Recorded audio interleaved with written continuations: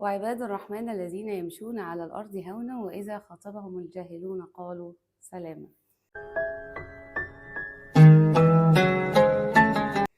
سيدنا نوح كان عارف ومركز كويس قوي هو بيعمل ايه، وكانوا في الراحة وفي الجاية بيستهزئوا بيه وبيسخروا منه، وعمالين يقولوا له ورينا ازاي هتطلع لنا السفينة من الصحراء.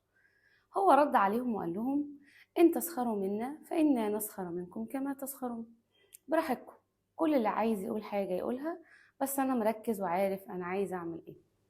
في ناس كتيرة موجودة في حياتنا ما تستحقش مننا إن احنا نديها مجهود كبير، سواء كان في إن احنا نحسن صورتنا قدامهم، ولا إن احنا نديهم مبررات لتصرفاتنا احنا بنعمل الحاجة دي ليه.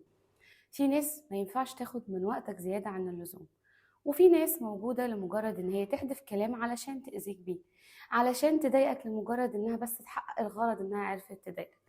عشان تحافظ على راحة بالك، وفر وقتك ومجهودك وتفكيرك وراحة بالك.